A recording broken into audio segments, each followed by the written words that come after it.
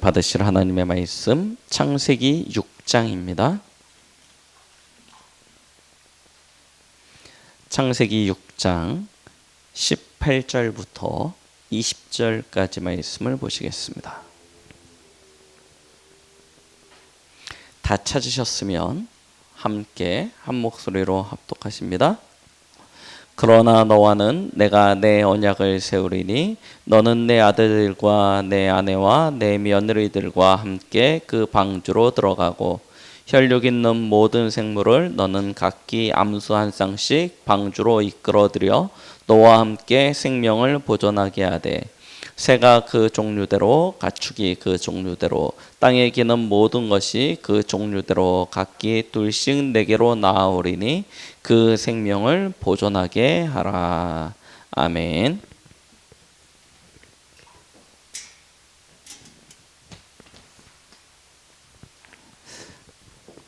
오늘은 창세기 6장 18절부터 20절 말씀을 본문으로 해서 방주로 들어가라 라는 제목으로 함께 말씀을 나누겠습니다.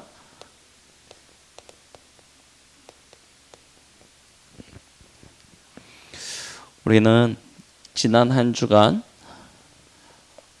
이 복음의 당연, 필연, 절대를 하나님이 주신 말씀 안에서 찾아 누렸습니다.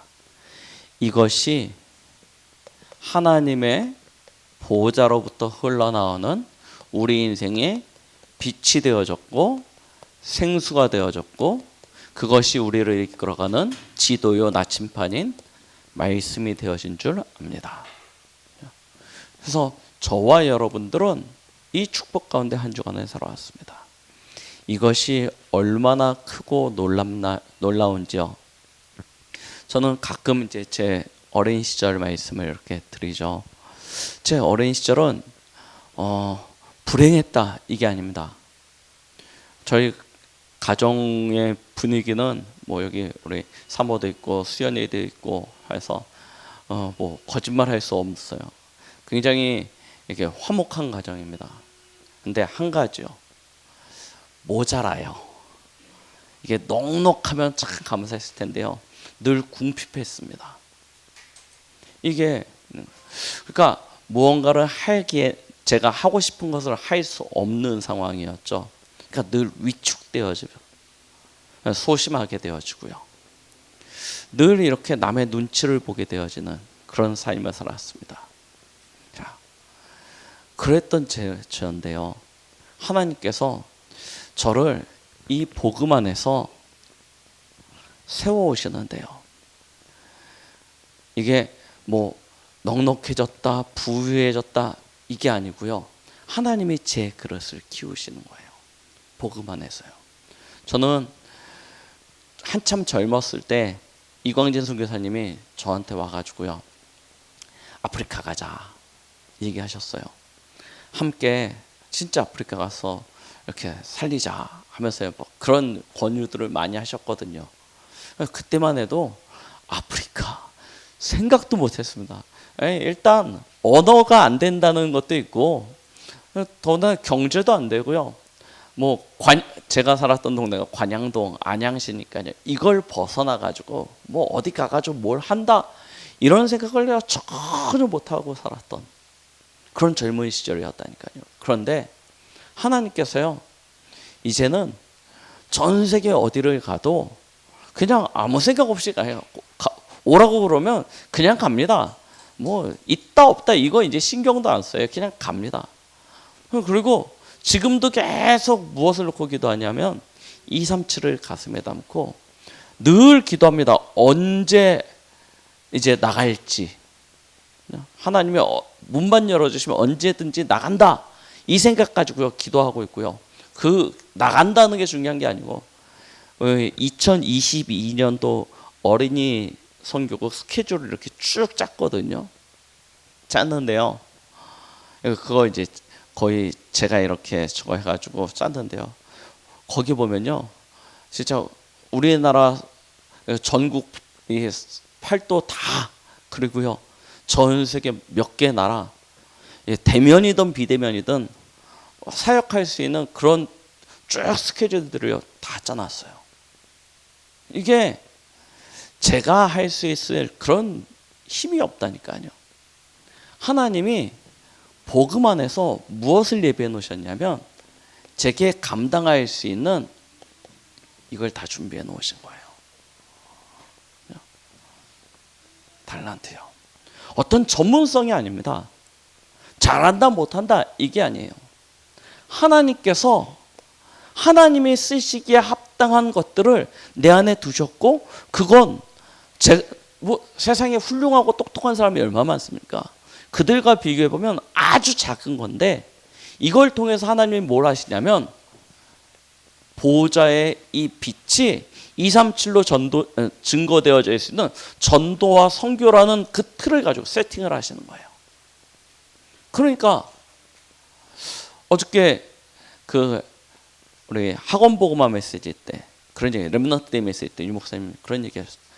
이것으로 세팅되어지지 않으면 뭘 찾냐면요, 우리 늘 속아왔고 늘 가짜라는 거 아는데도 불구하고 그걸 희망으로 생각하고 그거 찾아 헤매거든요. 늘 이게 희망인 줄 알았어요. 이것만 되면 된다고 생각하고 가서 막상 그거 딱 붙잡아 봤더니 신기루야. 내게 아무런 소망도 희망도 안 돼요. 그렇게 계속 헛된 것에 속아왔어요.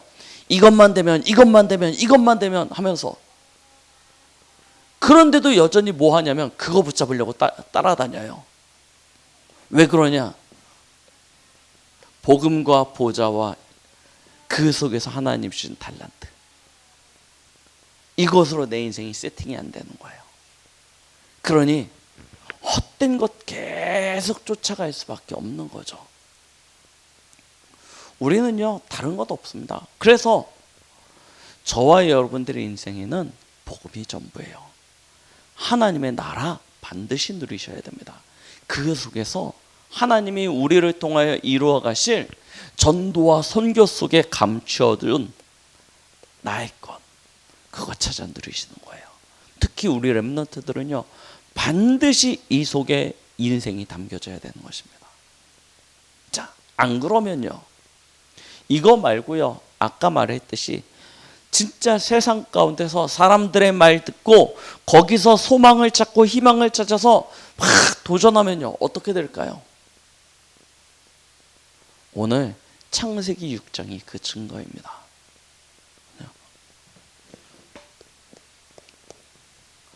반드시 옵니다. 뭐가요? 네피림 시대요. 반드시 온다니까요. 오늘 창세기 6장이 왜 일어났습니까? 하나님이 기껏 만들어 놓으시고 기뻐하셨던 이 땅의 모든 창조물과 그 피조물들을 다 물로 심판하시기로 계획하시고 그것을 실천하십니까? 이유는 하나예요. 또 언약 놓쳤어요. 창세기 4장이죠. 가인과 아벨 이야기가 나옵니다. 그 중에 첫째였던 가인이요. 아담과 하와가 하나님의 동산 에덴에서 살다가 추방당했지 않습니까? 언약 놓치고요. 추방당해서요 에덴을 벗어나서 종일 수고하면서 힘써서 살아가고 있었습니다. 그러다가 한 아이를 낳았어요. 그 아이가 얼마나 이쁘고 얼마나 기뻤든지 내가 하나님께 얻었다 라는 뜻을 가지고 이름을 지어줬습니다. 그 이름이 가인이에요. 이게 얼마나 내게 기쁨이 되겠습니까? 그렇게 기뻐했던 아이인데요, 이 아이가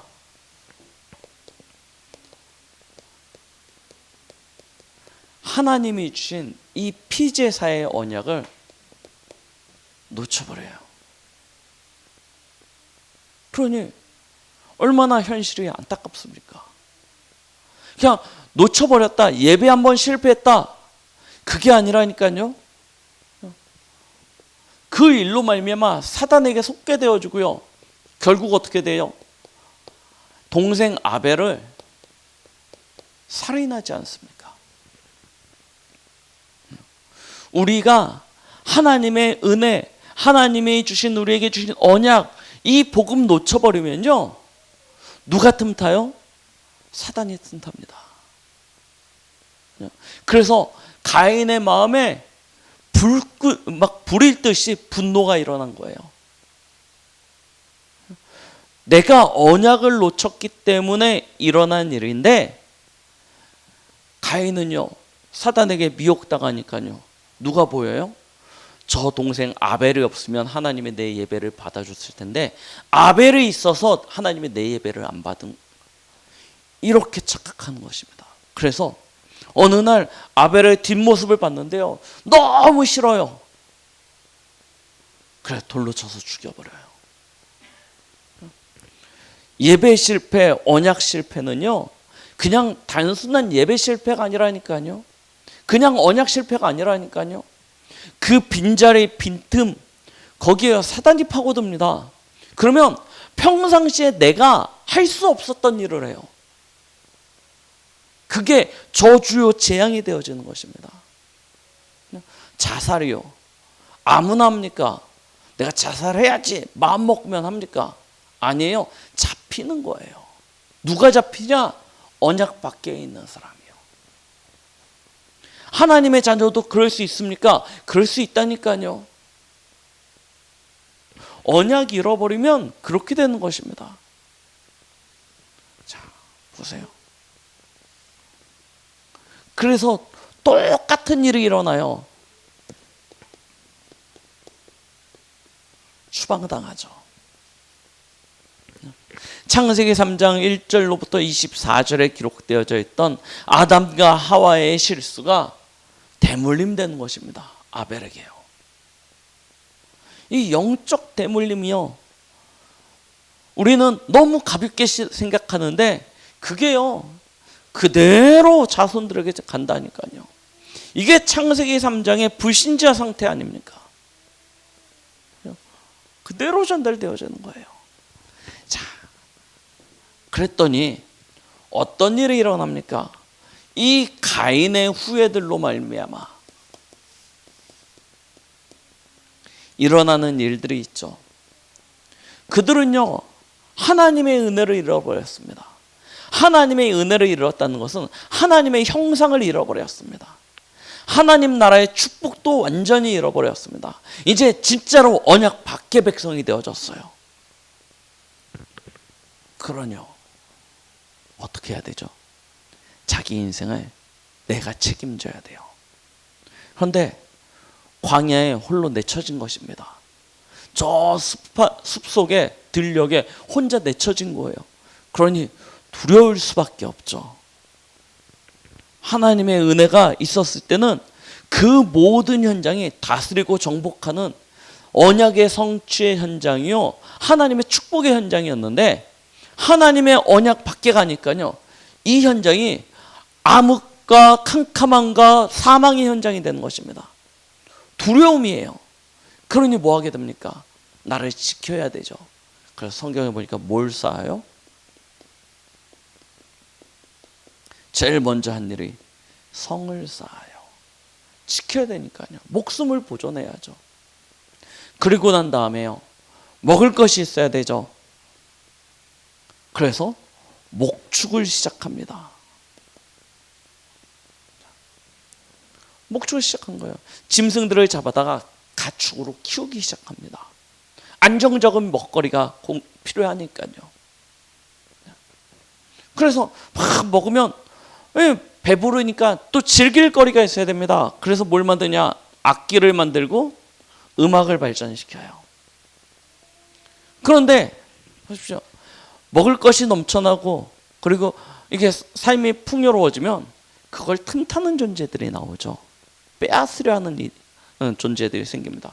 그러니까 나를 지켜야 되니까요, 뭘 만들어요? 무기를 만듭니다. 이걸 문명이라고 이야기하는 것입니다. 문화를 통해서 문명이 발전되어져 가는 거예요. 자, 그런데요, 그 결과를 보니까 어떻습니까? 창세기 4장 23절로 24절을 보니까 가인의 후예 중에 대표적인 사람이 나오죠. 라멕이 나옵니다. 라멕이 자기의 죄를 고백하는데요, 가인을 향하여는 7배고 자신을 향하여는 77배라고 이야기합니다. 그렇죠? 완전히 가인의 후예들이 하나님 없는 가운데서 생겨난 것은 악한 뿐이에요. 그렇죠? 하나님 앞에 범죄하게 됩니다. 그래서 오게 되어진 것이 네피림이라니까요. 이 사실들을 우리는 항상 기억해야 돼요. 겉모습은요 어떠냐면 번성했습니다. 성경에 보니까 번성했어요. 보세요. 얼마나 발전되었습니까? 과거 아담과 하와가 살던 시절에는 아담과 하와는 벌거벗고 살았습니다. 그렇죠? 예, 벌거벗고 살았어요. 뭐 집을 짓거나 그런 것도 아닙니다. 에덴 동산에서요 그냥 말 그대로 자연인이에요. 뭐 농사를 하거나 가축을 키우거나 그것도 아니었습니다. 뭐 화려한 집을 건축하고 무기를 만들고 아니었다니까요. 그냥 하나님과 함께하는 동행하는 누림의 삶이었죠. 그런데 보십시오. 일단 화려해졌습니다. 성이 쌓였다니까요. 높고 튼튼한 성이 쌓였습니다. 그러고 난 다음에 먹을 것 안정적이라고 생각되어지죠. 예전에는 수렵 아니었습니까? 우리 역사적으로 봤을 때 아담과 하와는 수렵 생활이었어요. 그런데 목축을 하기 시작합니다. 농사를 지어요. 그리고 뭐 합니까? 음악을 만들어서 삶을 여유롭고 풍요롭게 만듭니다. 무기를 만들어서 자신을 지키고 보호할 수 있는 수단들이 만들어져요. 얼마나 발전되어졌습니까? 번성했다니까요. 남들이 보기에는 괜찮은 것 같아요. 그런데요, 실제로는요, 그 속에는 어떻습니까?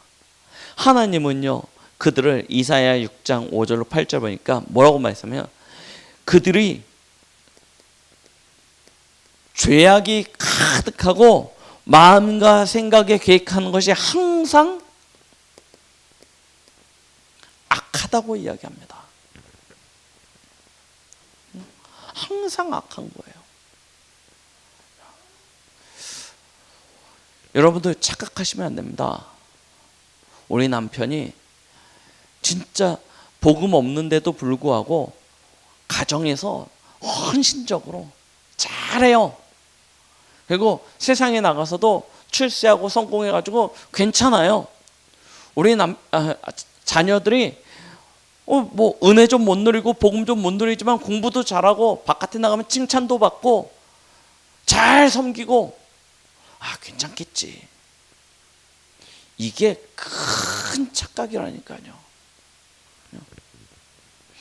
하나님이 보시기에는 바깥에 나가서 막 온몸에 문신을 하고 막 범죄 저지르고 막 사회적 무리를 일으키는 자들이나 공부 잘하고 말 잘 듣고 성공하는 엘리트나 하나님 입장에서는 다 어떤 사람이냐면 죄악 가운데 악한 이들 뿐이에요.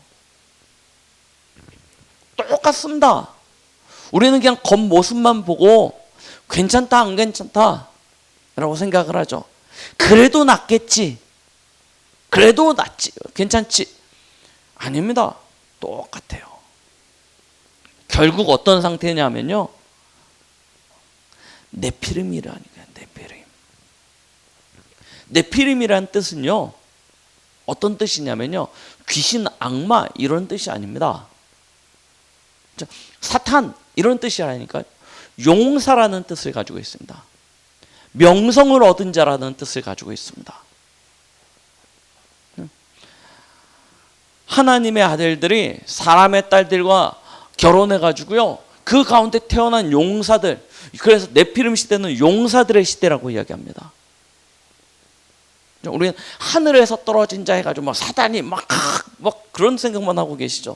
근데 본래의 뜻은 그런 뜻이 아니에요. 그런데 그들의 그렇게 명성을 얻고 대단한 힘을 가지고 용사로서 세상을 발전시켜 나갔는데, 하나님은요 뭐 하시냐면 한탄하세요. 한탄하세요. 사람 지으셨음을 한탄을 하고요, 결국 뭐 하시냐면 물로 쓸어버리겠다, 물로 심판하겠다 라고 계획하시고 그걸 실천하세요.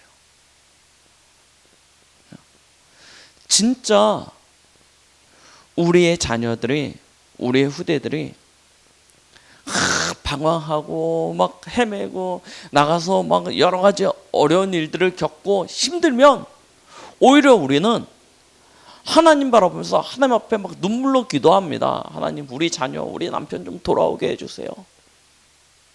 기도하면서요 막 마음에 한이라도 가져요. 그런데요, 잘 나가요. 괜찮아요. 불신자들 앞에서 자랑할 만해요. 좋은 학교 나왔고 좋은 직장 나왔고 좋은 사람 만나서 결혼도 하고, 그러면 교회에 와서는 조금 좀 이렇게 좀 저거 하지만 세상에 나가선 자랑거리 된다니까요. 그런데 하나님은요 그 모습을 보시면서 한탄하세요. 그리고 하나님은 기다리고 기다리시다가 결국 어떻게 하시냐, 물로 심판하시는 거예요. 이런 일들이 일어난다니까요.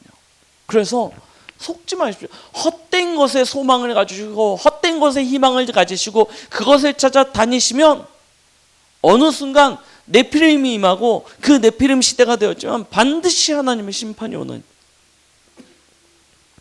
그런 결과가 나타나지게 되는 것입니다.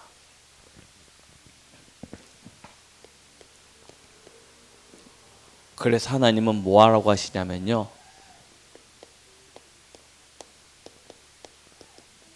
방주를 만들라고 이야기하십니다. 네피림 시대 방주를 만들어라. 하나님이 저와 여러분들을 부르신 이유가 거기에 있습니다. 다른 게 아니에요.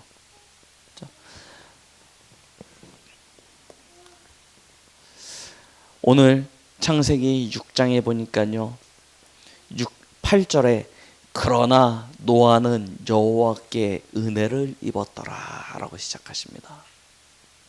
하나님이 한탄하시고 물로 심판하실 것을 준비를 다 해놓으셨는데, 그러나 노아는 하나님께 은혜를 입었더라. 여러분들이 그 하나님의 은혜 입은 자이신 줄 믿으시기 바랍니다. 로마서 11장 1절로 6절, 이 시대를 드시고 하나님께서 은혜로 남겨둔 자, 여러분들이 바로 그와 같은 존재입니다. 이 시대의 그루터기요 거룩한 씨가 되어질 하나님의 마지막 희망이요.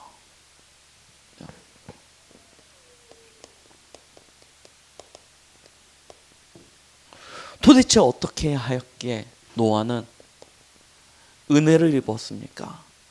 그는 의인이라고 이야기합니다. 왜 의인이냐? 하나님과 동행하였어요. 함께하였습니다. 여러분들, 나 자신에 대한 자격지심에서 벗어나시라니까요. 여러분들은 의인입니다. 하나님의 은혜 입은 자입니다. 증거가 무엇이냐? 증거는 곧 이것이니 하나님의 아들이 여러분과 함께 하신다는 것입니다. 하나님의 영이 여러분들의 성전 삼고 여러분들 안에 거하시는 거예요. 다른 조건이 없습니다. 보세요.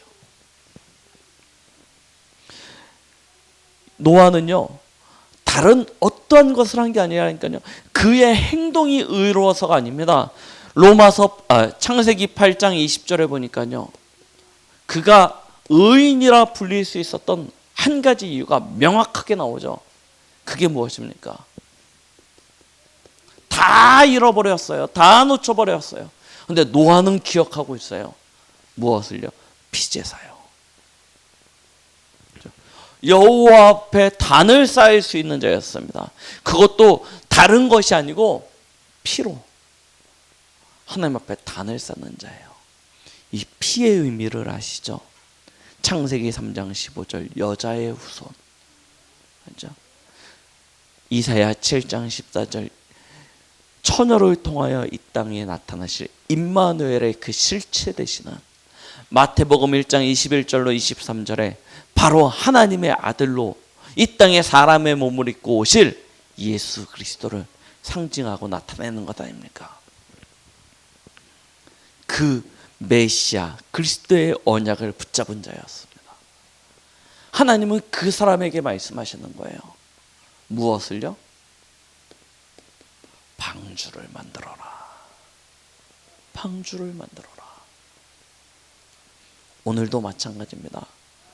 하나님은 그리스도 예수라는 저와 여러분들을 이 시대의 은혜로 남겨진 7천 제자라고 이야기하고 계십니다. 우리에게 뭐 하라고 하십니까? 방주 만들라는 거예요. 방주가 무엇입니까? 도단성 운동하라는 거예요. 뭐 하려고요? 뭐 하려고요? 왜 도단성 운동하라고 합니까? 하나님은 모든 사람이 구원받기 원하십니다. 그것 때문이에요. 모든 사람이 구원을 받기를 원하세요. 그래서 요즘 시대적 문화가 반기독교적 그런 문화로 흐름이 만들어져 있습니다. 그래서 얼마 전에 몇 년 전에 나왔던 노아의 방주에 관련된 영화를 보면요, 오히려 노아는 아주 이상하고 편협하고 나쁜 사람이고요, 거기에 반하여 일어났던 그 니무롯이라는 그 왕은요, 오히려 그 편협되어진 노아에 반대되어져서요, 인류를 구원하기 위하여 그 노아의 방주를 빼앗으려고 하는 그런 모습이 있죠. 아무도 안 보셨나 봐요. 굉장히 유명한 영화인데 전부 다들 안 보신 표정이에요. 그래서 성경을 완전히 뒤바꿔 버렸습니다. 그렇죠? 인간 입장에서 인간의 문화 중심으로 인간의 어떤 그런 중심되어진 인본주의에 중심되어진 그런 해석을 가지고요, 성경을 완전히 재해석해 가지고 이상하게 만들어 버렸어요. 그런데요, 하나님은요, 방주를 만들려고 한 이유는 사실은 무엇이었습니까? 다 쓸어버리려고 만든 것이 아니에요. 다 죽이려고 만든 것이 아니에요. 그 증거가 무엇입니까? 하나님이 방주를 만들려고 하는데요, 방주를 어디다 만드냐? 산 위에 만들어요. 아니, 사람들이 봤더니요, 이 노아가 자기 아들들을 데리고 저 산 꼭대기에다가 뭘 만들기 시작해요. 그 당시에 지구상에서 가장 큰 제작물이죠.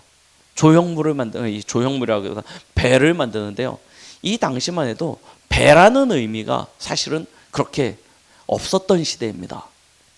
그런데 이 배가 얼마나 크냐면요, 당시 세계 최대예요. 지구상에 그만한 건축물이 없었어요. 그런데 그런 어마어마한 규모의 건축을 하기 시작하는 거예요. 사람들이 전부 다 저게 뭐냐라고 묻겠죠. 저 뭔 짓 하는 거냐라고 쉽게 이야기하면요, 소문이요 웅성웅성 납니다. 몇 년 동안 만듭니까? 120년을 만듭니다. 생각해 보세요. 아무리 배가 크더라도 배 한 척 만드는데 120년이 걸린다. 이게요, 사실은요, 좀 말도 안 되는 얘기거든요. 근데 하나님이 120년이라는 연수를 둬요. 왜 그러죠? 하나님은요, 모든 사람이 알기를 원하셨습니다. 노아가 계속 이야기한다니까요, 홍수가 올 거예요. 회개하라는 것입니다. 방주에 타야 된다는 거예요. 이 120년의 기간을 통해서 끊임없는 말씀 운동이에요. 그렇죠? 모두가 다 봅니다. 모두가 다 합니다. 그런데 뭐 하잖아요? 믿지 않을 뿐이에요. 하나님이 심판하실 거야. 큰 홍수가 내릴 거야. 120년 동안 노아는요 주구장창. 그런데요 시대가 얼마나 악하냐면요 단 한 사람도 그 말을 귀 기울여 듣는 사람이 없어요. 하나님은 120년 동안 참으셨습니다. 기회를 주시고 또 주시는 거예요. 요즘 시대 같으면요 벌써 그 120년 동안 우리는 죽고 없어졌을 거예요. 근데 이 당시만 해도 아직 노아 홍수 심판 이전 시대이기 때문에 사람들의 수명이 길었습니다. 그건 과학적으로 증명되어지고 있죠. 대기 위에 하나님이 궁창을 두셨어요.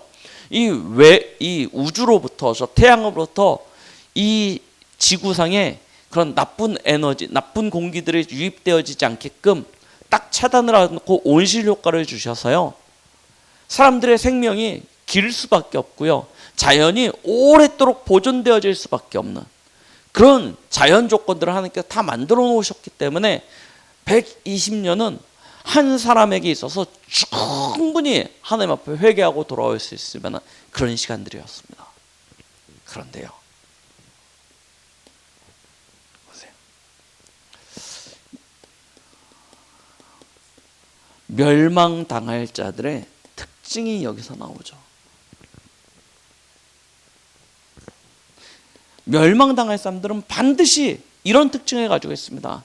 하나님의 음성, 하나님의 메시지를 귀 기울이지 않아요. 안 듣습니다. 무시합니다.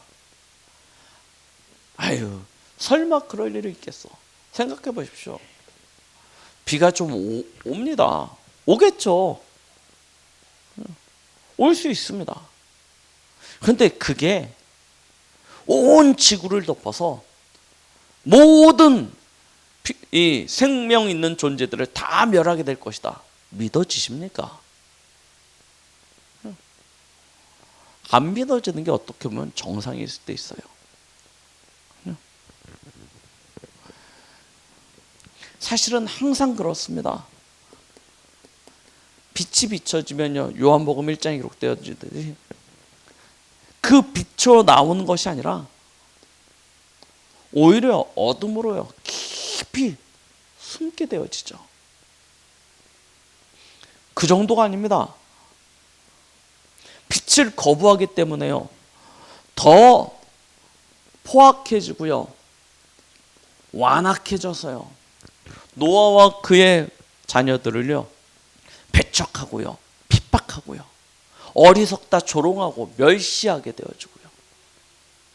오늘도 그렇지, 지금 이 시대도 그렇지 않습니까? 많은 비기독교인들, 복음 없는 사람들은 복음 가진 저희들을 오히려 더 포악하고 완악하게 배척하고 핍박하고 조롱하고요 멸시하고요 그렇게 되어진다니까요. 멸망당할 자들의 특징이죠. 그래 놓고 뭐 하냐면요 이 모든 원인을 하나님으로 대요. 하나님께 핑계대어주고 하나님을 원망하고요 하나님을 탓하게 되어지는 그런 모습들을 가지게 되어집니다. 이게 창세기 6장 네피림 시대를 살아갔던 사람들의 모습이에요. 그러나 하나님은요 여전히 기다리시는 것입니다. 구원받을 자를, 하나님 앞에 회개하고 돌아올 자들을 하나님은 저와 여러분들보다 훨씬 비교할 수 없을 만큼 이게 그릇이 넓으셔가지고요 누구든지 하나님 앞에 회개하고 돌아오면요 어떤 죄가 있더라도 다 다 용서해 주시죠.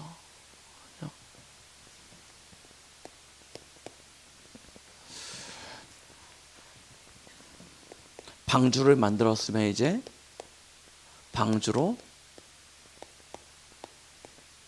들어가라고 이야기하십니다. 네피림 시대입니다. 우리가 어떻게 구원을 받습니까? 우리가 어떻게 하나님의 것을 찾아서 누립니까? 하나님의 역사를 우리가 어떻게 실제로 나의 것으로 누릴 수 있겠습니까? 방주로 이제 들어가야 됩니다. 자, 여러분들의 인생이 방주를 만드는 것으로 그치는 것이 아니고요, 이제 방주 속으로 들어가셔야 돼요. 방주를 만드는 것은 세상 가운데서 만드는 것입니다. 그러나 우리의 인생은요, 어디로 들어가야 되냐면 방주 속으로 들어가야 되는 것입니다. 방주 안으로 들어가는 자만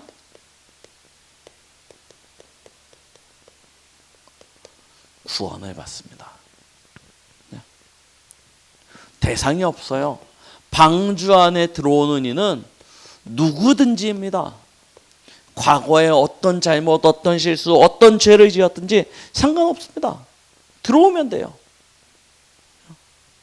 누구든지 방주 안에 들어오면 다 구원을 받는 것입니다. 방주에 매달려 그러면 구원을 받을 수 있냐? 그렇지 않아요. 어디로 어떻게 해야 돼요? 방주 속으로 들어와야 돼요. 방주에 이렇게 깃대가지고 그 밧줄 하나 동아불 붙잡고 방주에 매달려서 간다고 안 된다니까요. 방주 안으로 됩니다. 그런데 이 방주 안에 들어오는 것은 아무런 조건이 없어요. 예전에 나는 구원 열차 올라타고서 그런 혹시 찬양을 아십니까? 차표 필요 없어요. 주님 선장 되시니 나는 염려 없어요라고 가사가 그렇게 되어져 있는데요. 방주 안에 들어오는 데는 차비도 없고요, 차표도 없어요. 진짜 믿음으로요, 그게 탑승하기만 하면 끝나는 것입니다. 예수 그리스도를 믿으면 누구든지, 하나님은요 왜 그랬어? 질책하지 않으십니다. 오히려 잘 왔다고요, 그 팔을 벌리시고요, 품에 안으시고요, 기뻐하시고 맞아주십니다. 이런 축복이에요. 이 방주는 십자가, 그 그리스도를 의미하는 것 아닙니까?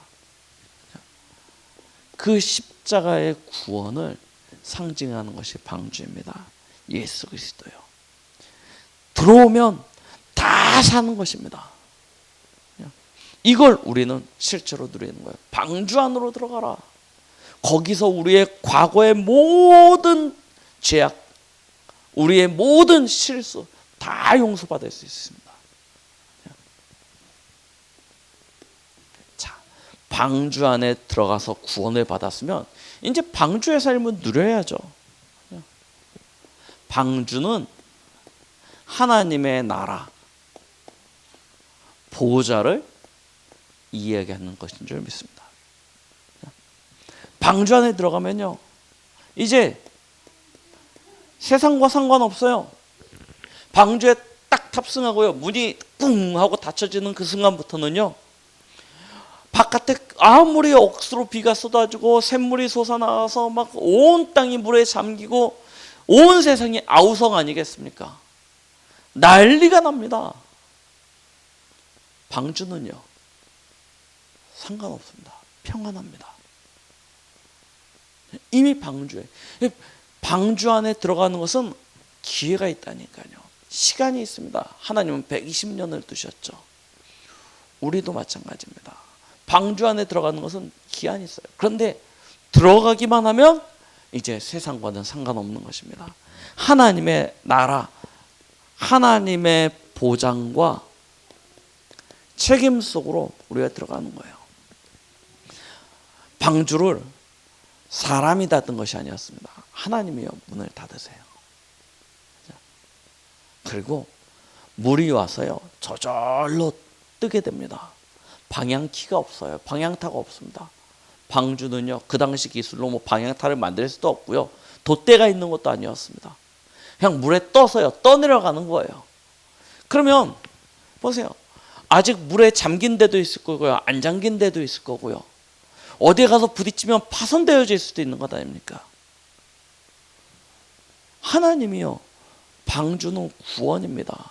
하나님의 나라입니다. 그 거센 온 땅을 막 뒤집어 버린 그 경류 속에서요, 방주는요, 안전한 거예요. 하나님이요, 하나님의 손으로 붙드시고요, 그 방주를 인도하여 가세요. 그 어떤 위협으로부터, 핍박으로부터 하나님께서요, 지키시는 거예요. 그 속에서요, 생명을 보존케 되어주고요, 그 속에서요, 하나님이 주시는 그 하나님 나라의 그 참 축복을 누리게 되는 것이죠. 이런 축복이 있습니다. 이 방주, 이 보좌. 자, 그러면 생각해 보세요. 막 거센 막 그냥 경류죠. 막 파도가 일어나면서 온 땅을 막 흙탕물이요, 온 땅을 덮고요, 거기에 방주 한 척이 떠내려갑니다. 자, 그 거친 파도를 막 이렇게 막 떠내려가면 당연히 거기에 타 있는 사람들, 한 번도 배를 안 타본 사람들 아닙니까? 여러분 혹시 배멀미를 해보셨습니까? 세상에서 제일 힘든 게 배멀미예요.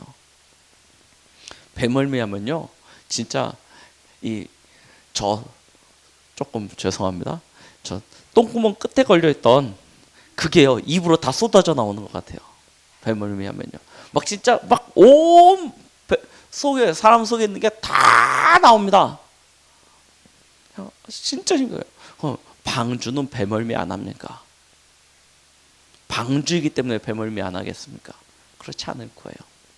거기에요, 땅 위에 존재하는 모든 동물들이요, 이 땅에 기는 것까지요, 다 탔습니다. 방주 안에 아마 제가 보기에 이렇게 조금 이렇게 예민하신 분들은요, 방주 안에서 못 살아요. 분뇨 냄새 있지 않습니까? 그게 뭐 하나님이 공기의 그 대기질을 거기에 뭐 공기청정기 만들어가지고 계속 순환되게 그렇게 하시지 않았잖아요.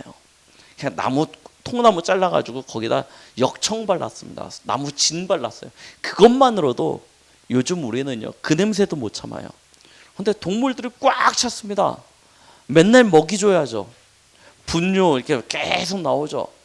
그러면 어쩌면 공기만 놓고 봤을 때는 방주 바깥이 나을 수도 있어요. 그 정도로 안 좋습니다. 일상의 삶들이 거기서요, 계속 되어져요. 먹이 줘야죠, 치워야죠, 다 해야 됩니다. 우리는 하나님의 나라 딱 보자라고 생각하면 아무것도 안 해도 하나님이 그냥 다 책임져 주시는 것, 뭐 이렇게 생각하실 수도 있습니다. 그렇지 않아요. 일상적인 삶들은 계속 되어지는 거예요. 오히려 더 어렵고 힘들 수도 있습니다. 바깥에서 막 아우성 소리도 들리겠죠. 사람들이 막 살려달라고 막 그런 소리도 들릴 겁니다. 그런 소리 들어보십시오.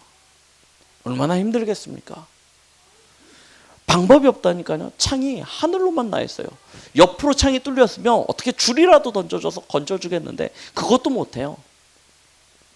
그런 소리들을 다 듣고 거기서 뭐 넉넉하고 막 궁궐 같은 환경도 아니고 굉장히 안 좋은 환경 속에서 살아간다니까요. 그런데 마치 어떤 모습이에요? 광야 같은 그곳이죠. 그 모습이 근데 하나님이 책임져 주시는 하나님의 나라 가운데 들어온 거예요. 자, 하나님 나라, 이제 하나님 백성 됐으니 다 끝났어. 이제 아무것도 안 해도 하나님이 다 해주실 거야. 이게 착각입니다. 그렇죠? 일상적인 삶 속에서 하나님이 하나님 나라의 축복을 주시는데요. 어떻게 주세요? 모든 세상의 위협으로부터, 사단의 그 일들로부터 우리를 지켜주세요. 보호해주세요.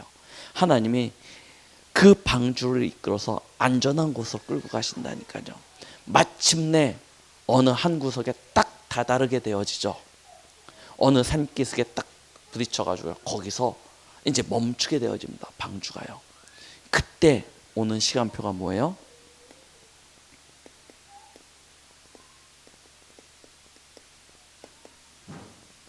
그 정복의 시간표가 어느 순간 오는 거예요. 반드시 주어지게 되어져 있습니다. 우리가 대단한 일을 잘 준비해서가 아니고 구원받은 하나님의 자녀들이 하나님 나라의 축복을 누리고 있는데요. 뭐 하나님의 나라의 축복도 대단하게 누리는 게 아니고 일상적인 삶 가운데서 하나님과 함께하고 동행하고 여러 가지 현실적인 삶을 살아가는 것 속에서 하나님의 인도하심과 역사하심을 누리고 있을 뿐인데요. 그런데 어느 순간 찾아온다니까요. 비도 그치고 홍수도 그치고요. 방주에서 내리는 순간이 온 거예요. 그런데 그때가 되니까 어떤 응답이 오냐면요. 오직의 응답이 와요. 쉽게 이야기하면 아무도 없어요. 방주에서 내렸는데 아무도 없어요. 모든 것의 주인이 되어지는 것입니다. 이런 축복이 오는 거예요. 자, 노아와 그의 자녀들만 내린 게 아니고 모든 동물들도 같이 내리죠. 그때부터 다시금 현장의 축복이 회복되어져요. 어떻게 해요? 유일성으로요. 말 그대로 아무도 없다니까요. 노아와 그의 자녀들을 통해서 이 동물들이요 각처로 흩어져서 거기서 생육하고 번성하게 되어집니다. 노아는 그것을 다스리고 정복하는 거예요. 그렇죠? 이런 유일성이 응답이에요. 결국 뭐합니까? 재창조예요. 노아는요 방주에서 내려서 아까 창세기 8장 말씀처럼 제일 먼저 단을 쌓습니다. 하나님이 그때 언약을 주시죠. 어떤 언약을 주십니까? 무지개 언약을 주십니다. 무지개 언약이 하나님이 주신 건데 저 이상한 동성애자들이 가져가가지고요 그걸 이상하게 사용하는데요. 하나님이 새로운 언약을 주신다니까 다시는 물로 심판치 않겠다라고 말씀하십니다. 그리고 아브라함에게 주셨던 그 축복을 노아와 그의 자녀들에게 그대로 다시금 허락해 주세요. 재창조입니다. 이런 시간표가 오는 거예요. 뭐 했는데요? 방주에 들어가기만 했는데요. 이 응답이 오는 것입니다. 그래서요 우리 요즘 계속 나오는 보좌 메시지 있지 않습니까? 보좌의 빛, 보좌의 생수, 오늘 보좌의 말씀인데요. 이 보좌 메시지가요 우리는 별거 아닌 것처럼 느껴질지 모르지만 사실은 우리가 방주 속으로 들어가는 것이라니까요. 거기서 우리의 인생의 모든 것들이 다 만들어지고 나오게 되어지는 것입니다. 하나님은 우리로 하여금 이 방주 안에서 보좌 안에서 우리의 DNA 속에 감춰두었던 이 하나님의 형상의 축복, 하나님 나라의 배경, 그리고요 현장의 모든 응답들을 다 예비해 놓으신 거예요. 그래서 우리의 인생은요 다른 곳에 있으면 안 됩니다. 다른 길에 서시면 안 됩니다. 어디에 있어야 되냐? 방주, 보좌, 이것으로 우리의 삶이 엮어져 가야 되는 것이죠. 하나님은 저와 여러분들에게 이 네피림 시대를 승리할 수 있는 유일한 답을 주셨습니다. 이것이 여러분들의 삶에 큰 힘이 되어주고 이정표가 되어주고 여기서 여러분들의 인생이 엮어졌어요.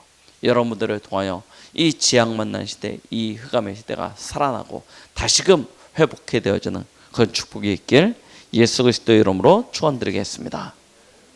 하나님 감사드립니다. 오늘도 우리에게 말씀 주심을 감사드립니다. 주신 말씀을 마음에 담습니다. 그리고 그 말씀이 성취되어지길 간절히 소망합니다. 우리 성도들에게 하나님께서 성령으로 가르치시고 인도하시고 모든 삶과 현장 속에서 역사하여 주시옵소서. 예수 그리스도의 이름으로 기도드렸습니다. 아멘.